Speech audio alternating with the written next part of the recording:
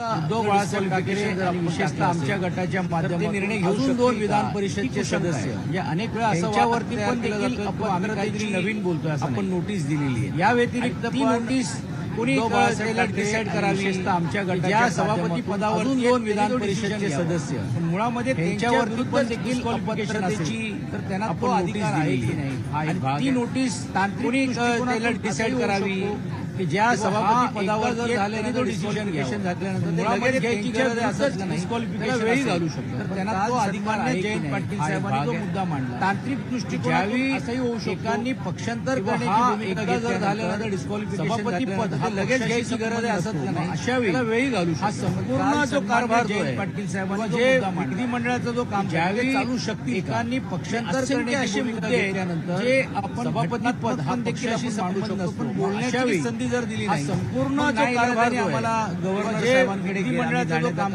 ते चालू शकणार का साहेबांना पण आम्ही असे सांगितले तुम्ही ऍडव्होकेट जनरलचा पण सल्ला घ्या पण देखील आपण हा बोलण्याची संधी जर पहिल्यांदा असेल तर नाही इलाजाने आम्हाला गव्हर्नर साहेबांकडे एका विधानसभेचा किंवा परिषदेतला सभापती किंवा स्पीकरच पक्षांतर करण्याची भूमिका किंवा घटना हे या निमित्ताने समोर आली आणि म्हणूनच आज पण आमचा आग्रह राहणार आहे की या विषयावर किमान बोलू द्या आणि उपसभापती जर त्या चेअरवर नसतील तर तालिका अध्यक्षांना बोलवा तालिका अध्यक्षांच्या माध्यमातून समोर आली चर्चा देखील घडवण्याचं काम करा आमचा आग्रह राहणार आहे सभागृह या विषयावर किमान बोलू द्या आणि उपसभापती जर त्या चेअरवर नसतील तर तालिका अध्यक्षांना बोलवा तालिका अध्यक्षांच्या माध्यमातून ही चर्चा देखील घडवण्याचं काम करा तरी देखील आम्ही सभागृहामध्ये चर्चा करू कारण शेवटी सभागृह हा सर्वसामान्य लोकांच्या प्रश्नासाठी पण देखील आपल्याला आमची भूमिका मांडण्याचं काम करायचं आहे। जे विधानसभेच्या खालीच्या हाऊसमध्ये झालं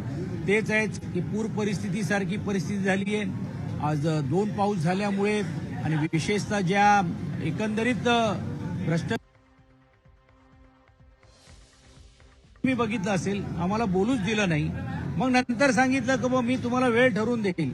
आज आम्ही वाट बघू की या विषयावरती ते काय वेळ ठरवून देत आहेत आणि त्यांनी जर वेळ ठरवून दिली तर आम्ही निश्चितपणे चर्चा करू। अर्थात 10 वाजता आम्ही सर्व पक्षातली लोक बसणार आहोत आणि रणनीती करणार आहोत पण आमची स्पष्ट भूमिका आहे की चर्चा या विषयावरती त्यांनी करण्यास आम्हाला संधी द्यावी। आम्ही चर्चा करायला तयार आहोत हा सभागृह चालवायला तयार आहोत पण फक्त मेजॉरिटीच्या जोरावरती जर आमचा आवाज बंद करण्याचं काम करणार असेल तर नाईलाजाने मग आम्हाला देखील उतरावं लागेल। विरोधी पक्षनेते अंबादास दानवे यांचं देखील पद आहे ते जाऊ शकतं या सगळ्या कारणामुळे कारण की तुम्ही सांगतात की ठाकरे गटातील 2 जण आहेत त्यांच्या देखील निलंबनाची मागणी केलेली आहे। आज संख्याबळावरती कोण किती काय हे आम्ही महाविकास आघाडी म्हणून बसण्याचं काम करू। तो एक स्ट्रॅटेजीचा भाग आहे की आमचे किती आहे सभासद किती सभासद नाहीये आमची संख्या 9 वरती आहेत काँग्रेसची पण तेवढीच आहेत काही असे सपोर्टेड लोक सांगतायत की आम्हाला सपोर्ट करत तसं आमच्याकडे पण तसे काही सपोर्ट करणारी पण देखील अपक्ष लोक पण आहेत आणि मला असं वाटतं त्याच्यामध्ये न जाता आज तो मुद्दा आमच्या समोर नाही आहे तो मुद्दा महाविकास आघाडीकडे गेले कारण असं कुठचं official floor of the house वरती पत्र नाहीये ह्या ज्या मागण्या किंवा या चर्चा या बाहेर केल्या जात आहेत पण मला असं वाटते महाविकास आघाडी म्हणून घेऊन आज तरी देखील त्या विषयावरती काही चर्चा नसल्यामुळे महत्वाचा विषय आहे की उपसभापतींच्या बद्दलचा असलेला आक्षेप जे जयंत पाटलांनी आणि विरोधी पक्ष नेत्यांनी उचललेला आहे त्याची चर्चा घडवावी। जयंत पाटील सोबत असतील का कारण की काल आंदोलनामध्ये सहभागी दिसले नाही त्यामुळे आज जयंत पाटील त्यांचा गट सोबत असेल का कारण की काल शरद पवारांना अजित पवार जाऊन भेटलेले त्यामुळे काल आणि आजच काल रात्री मला असं वाटते पत्रकार परिषदेच्या माध्यमातून जयंत पाटील साहेबांनी आपली भूमिका स्पष्ट केलेली आणि माझ्या माहितीप्रमाणे आज आदरणीय पवार साहेब देखील बँगलोरला जात आहेत सर्व विरोधी पक्षामध्ये मला असं वाटतं स्पष्ट भूमिका त्यांनी केलेली आहे त्यांच्या पक्षांनी केलेली आहे भूमिका आणि नजीकच्या काळामध्ये माझ्या माहितीप्रमाणे आज सर्व पक्ष बैठक झाल्यानंतर पवार साहेब देखील बँगलोरला जात आहेत सर्व विरोधी पक्षामध्ये मला असं वाटतं स्पष्ट भूमिका त्यांनी केलेली आहे त्यांच्या पक्षांनी केलेली आहे ज्या गोष्टी काळामध्ये बँगलोरला गेल्यानंतर पण देखील सर्व पक्ष बैठक झाल्यानंतर पण ते त्यांची भूमिका मांडतील।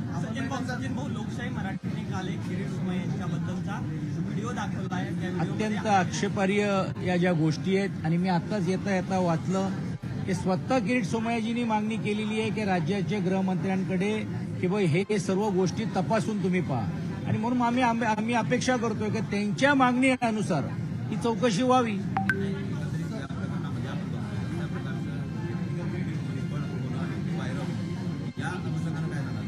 बघा, प्रत्येकाची एक प्रायव्हसी लाईफ असते, त्याच्यात जात नाही. पण कोणी कसं वागावं, काय करावं, हा त्यांचा भाग आहे.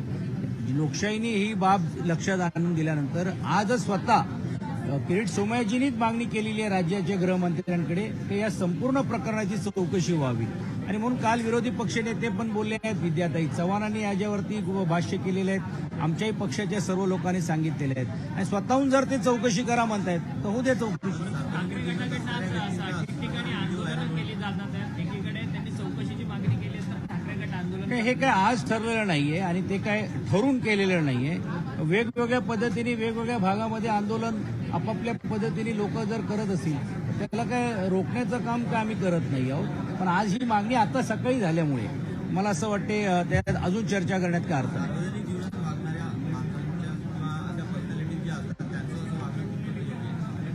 कसं आहे, मी जसं सांगितलं की प्रत्येकाची एक प्रायव्हेट लाईफ असते, प्रायव्हेट लाईफ आणि त्याच्यामध्ये करायचं. पण आता त्यांनी जर ह्याची ऑथेंटिसिटी जर प्रश्नचिन्ह केलेलं आहे तर आमचंही सर्वांचं म्हणणं आहे की बाबा एकदा होऊ द्या.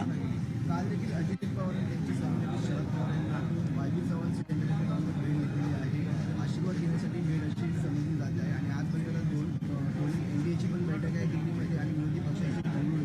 कालच जयंत पाटील साहेबांनी ही स्पष्ट केलेले आहेत की एवढ्या वर्षाचा सहवास असल्यानंतर पक्षामध्ये त्या सर्वांचा आग्रह होता की बाबा याच्यात बसून मार्ग काढावा. आणि त्यावेळी त्याच्यानंतर पण त्यांनी स्पष्ट भूमिका केली.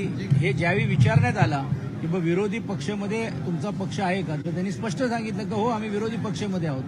आणि तुम्ही पाहिलं असेल की विधिमंडळाच्या सचिवालयाला पण त्यांनी आमची बसण्याची व्यवस्था तुम्ही कुठे करणार आहात हेही त्यांनी सुस्पष्ट सांगितलं. आणि काल तसं बसायला देखील काही प्रमुख लोक सुरुवात झालेली आहेत. आज देखील आपल्याला ती भूमिका स्पष्ट होईल. आणि मला असं वाटते कोणी कोणाला भेटलं म्हणून घेऊन काय भूमिका झाली अशातला भाग नाही. त्यांच्या अंतर्गत पक्षाचा जो प्रश्न आहे आणि मला असं वाटतं पक्षाचे त्यांचे अध्यक्ष आणि नेते त्याला योग्य रीतीने त्याच्याबद्दलचं त्यांनी उत्तर दिलेलं आहे. हिंदी में जाना चाहिए कि आपने एक प्रस्ताव लाया है. ठीक है, उपसभापति के ऊपर प्रस्ताव लाने के पहले 2 लोगों को 10 शेड्यूल के माध्यम से विधान परिषद के सदस्य के ऊपर हमने नोटिस देने का काम किया है. उपसभापति उसके बारे में निर्णय लेने की भूमिका होनी चाहिए थी, लेकिन क्योंकि उपसभापति ने ही पक्ष बदलने का काम किया तो उनके ऊपर भी एक डिस्क्वालिफिकेशन की और जो अपात्रता की जो नोटिस है, और अगर वही उनके ऊपर ही नोटिस है तो ये दोनों के ऊपर क्या कार्रवाई की है. कल हम सब ये चीजों को कॉन्स्टिट्यूशनल कायदे के तहत एक मुद्दे को हम रखना चाह रहे थे. हो सकता है वो मुद्दे में उनके तरफ से भी कोई भूमिका आ सकती थी, लेकिन हमको बात ही करने नहीं दिया गया. जयंत पाटिल जी ने बात करने की कोशिश की, उनको नहीं बोलने दिया, विरोधी पक्ष को नहीं दिया. उल्टा उप मुख्यमंत्री जी को विषय भी पूरी की जानकारी हमने नहीं दी, तो भी लेकिन वो प्रिपेयर्ड होकर जैसे उन्होंने आकर ऐसा स्टेटमेंट रिकॉर्ड के ऊपर लाने का काम किया. इसीलिए फिर नाइलाज से हम लोगों को महामहिम राज्यपाल जी के पास जाना पड़ा. महामहिम राज्यपाल जी ने आश्वासित किया, क्योंकि हमने उनको विनती की कि आप एडवोकेट जनरल से सलाह लीजिए, क्योंकि ये ऐसा पेज ये पूरे देश में ऐसे पहले बार हो रहा है कि विधिमंडल का स्पीकर ही पार्टी छोड़कर दूसरी पार्टी को में ज्वाइन प्रिंसिपल पार्टी को छोड़कर दूसरे पार्टी में ज्वाइन होना चाह रहा है. क्योंकि आपको सबको पता है कि विधान परिषद में 2/3 और जो मेजोरिटी ये अभी किसी ने प्रूव की नहीं है, तो वहां पे पूरा गठ जो हमारा विधान परिषद में पूरा एक साथ में पूरे मजबूती से.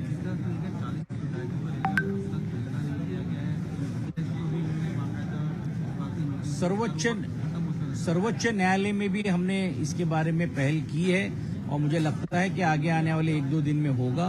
कल राज्यपाल महामहिम जी से बात करने के बाद हमने इसके बारे में भी थोड़ा ऑफ द रिकॉर्ड जिक्र किया, लेकिन क्योंकि ये प्रकरण न्यायालयीन प्रक्रिया में मुझे लगता है उसमें ज्यादा और बात करना उचित नहीं है. लेकिन वेद बुद्धि को देखते हुए नैतिकता के आधार पे विधिमंडल का जब सत्र चल रहा है तो इसके बारे में भी आवाज और इस प्रश्न को भी हम पूछने का काम माननीय अध्यक्ष जी से करेंगे.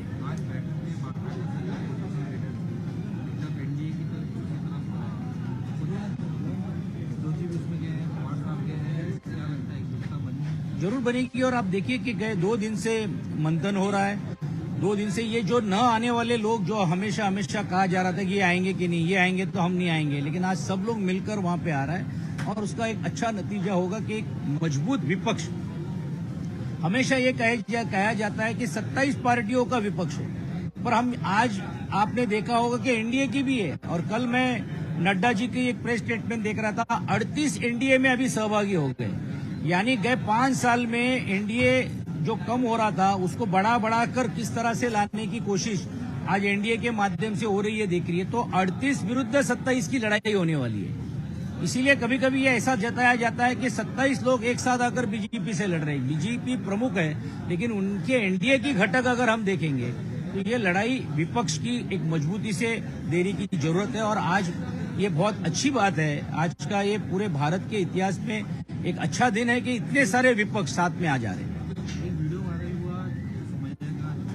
मैंने इसके पहले ही इसके बारे में स्पष्ट कहा, क्योंकि आज ही खुद किरीट सोमैया जी ने राज्य के गृह मंत्री जी से अपील की है और मांग की है कि वो इसकी चौकसी करे।